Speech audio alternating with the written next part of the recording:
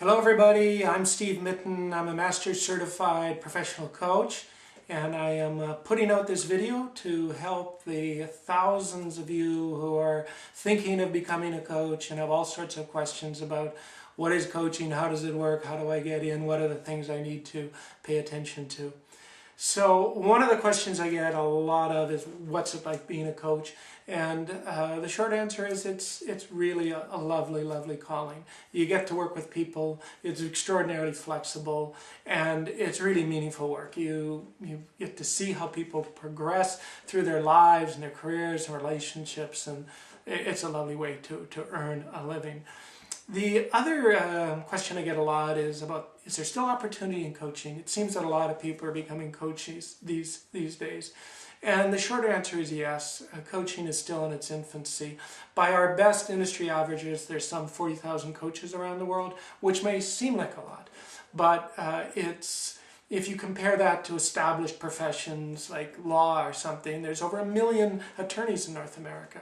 So coaching's got a long way to grow. And the actual coaching service itself is proving extraordinarily effective and very good at helping people make changes they just can't make by themselves. So there's lots of great studies out now on return on investment in coaching and the efficacy of coaching. And bottom line is, over 96% of the people that try coaching love it, and the majority of them are going to stay with you for over 6 months, and some are simply not going to leave.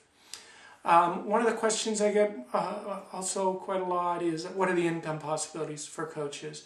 There are a few coaches that earn 7 figures a year. There's thousands that earn 6-figure income.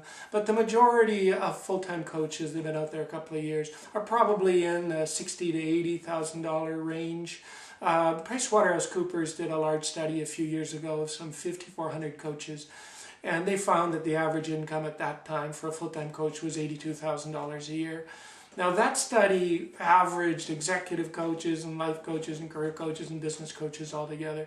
And you need to know there's a big difference between what an executive coach charges of, say, $300 an hour and what a life coach charges, maybe $100 an hour. The other thing you need to know about income possibilities is that there are a lot of coaches struggling. Like any business, any profession, there are a significant number of people that are just coming into it, just trying to figure it out.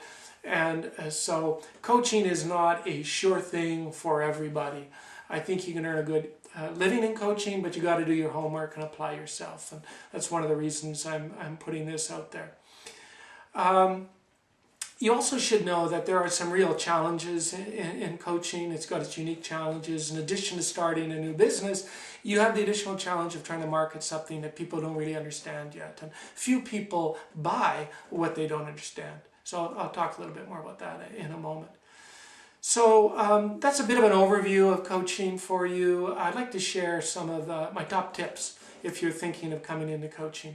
Tip number 1 would be, learn before you leap. I mean, do your homework. There's lots of information out there. You can understand what you're getting into, create a plan, and make sure you know what you're getting into before you commit. Coaching is something it's easy to try and sample. You can experience some coaching with a coach. You can take a little bit of training. You can really get a taste of it before you pull the plug on your day job. So learn before you leap. Second tip is get really good schooling. Finding the right school is going to be one of your first big decisions in your journey into coaching.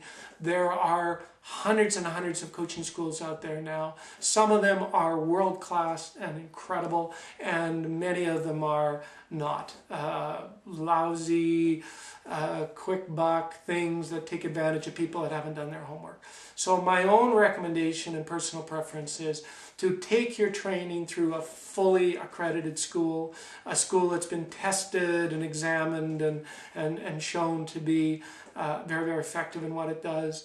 There's over 40-odd schools now that are fully accredited by the ICF, International Coach Federation, which is one of the main independent governing bodies of coaching that accredits schools and certifies coaches and has professional ethics and that sort of stuff. And on their website, they've got listings of schools that you can check out and find out which school is a good fit for you.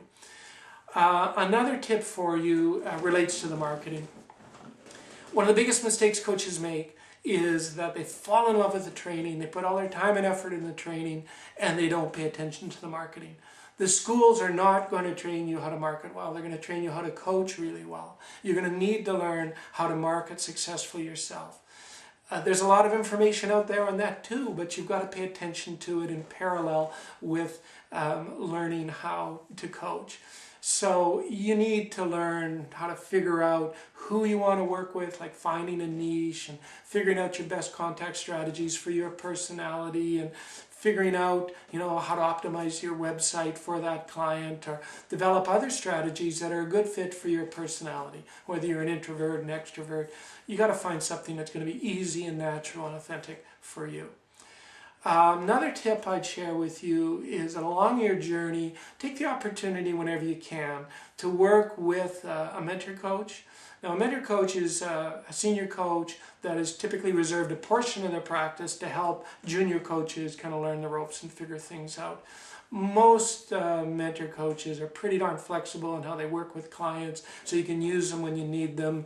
They often offer a discount to their regular rates that they provide other clients with to help foster new coaches coming into it. And they can be hugely valuable in saving you years of suffering and going down some dead end that has been tried by 10,000 coaches and known to be not effective. So certainly consider that on your journey. Another tip for you would be to make sure you budget sufficient reserves and time and money to do this really, really well. I've seen people start up a practice in less than 3 months, but the average coach is going to take a year to 18 months to go from, not knowing anything about coaching to have a steady stream of clients and being able to fund their lifestyle through their coaching. So it takes a little while to do it well. In terms of cost, I think you should budget, $12,000 to $15,000 as a minimum to cover all your coach training, working with an experienced coach, setting up your office, investing in the marketing stuff, a website, and everything else you might need to get launched. You can spend a lot more, but I think that's a prudent amount. And that may sound a lot if you've never started a business.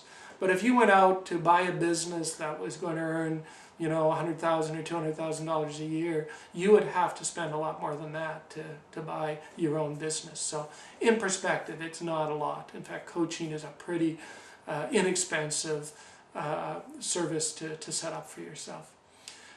Okay, so those are a bit of the overview and some of the tips. In summary, if you're interested in coaching, I'd really invite you to do your homework. It's a beautiful calling. It's something that is going to allow you to have some really meaningful work and a very, very flexible lifestyle. So check it out well, put in the time and effort. It'll pay off in the end.